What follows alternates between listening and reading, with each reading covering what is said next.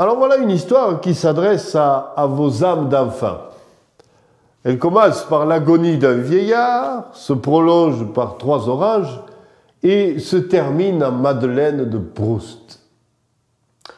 Au début donc, un roi, vieux le roi, c'est une évidence, un de ces vieux ceps de vigne accrochés aux délices du pouvoir et qui refuse de laisser la place. Bon.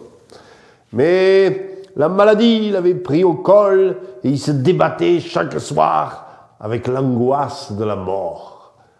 Eh ben oui, les puissants sont comme ça, vous voyez. Ils passent leur vie à couper des têtes, à massacrer des populations, à pendre des innocents pour faire des exemples. Puis, quand enfin vient leur tour, ils geignent comme des petits enfants, ils se débattent, ils supplient. Un sorcier de sa cour, porté sur les médecines douces, lui affirma, en avalant longuement sa salive quand même, qu'il serait guéri s'il mangeait 3 oranges ramassées sous la patte d'un ogre. Voilà, ça, vous voyez, c'était les histoires d'autrefois, quoi. Un roi moribond, 3 oranges, un ogre, et puis vous aviez l'épopée. D'une simplicité à faire pâlir d'envie les scénaristes d'aujourd'hui, quand même. Sa Majesté étant à peine en état d'aller chaque jour au trône, il envoya donc ses 3 fils chercher les précieuses oranges. Les 2 premiers échouèrent, faute d'humilité et de savoir-vivre, mais le 3e, le plus jeune, exclu des héritages, le presque bâtard, le sans avenir, eut le bon esprit de partager son maigre repas avec une vieille sorcière. Et à ces époques, ces braves vieilles lançaient des sortilèges pour un peu de pain sec et transformaient les récalcitrants en crapauds pustuleux.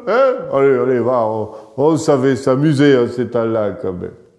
Enfin voilà, la vieille lui donna un truc pour se saisir des 3 oranges sur la patte du pire ogre de la contrée, sans que la bête ne se réveille. Il les ramena donc à son père, lequel fut guéri et put ainsi mourir en bonne santé, laissant son royaume au plus jeune et au plus poli de ses 3 rejetons.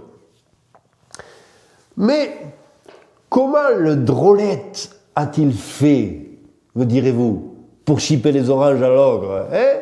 Quel stratagème utilisa-t-il? Chatouille? Somnifère? Rapidité?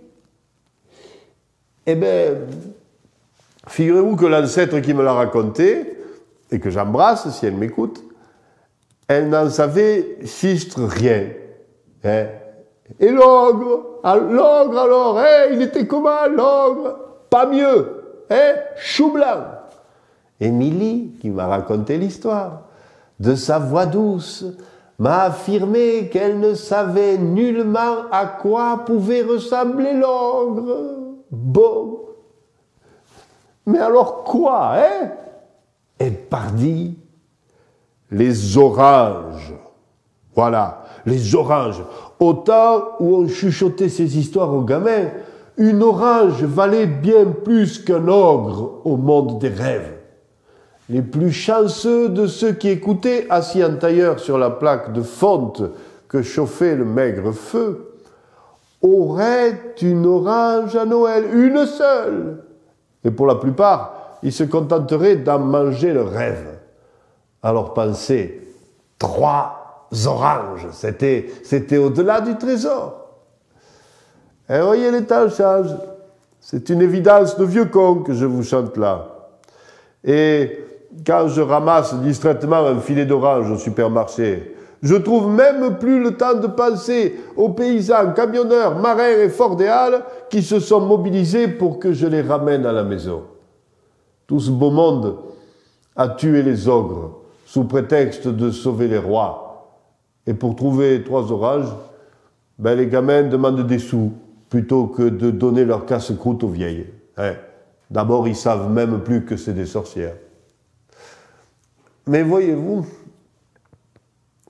sur la table soigneusement proprette de la vieille Émilie, il y avait une coupelle d'un autre ange avec quelques pommes flétries, un faux raisin en plâtre et 3 belles oranges.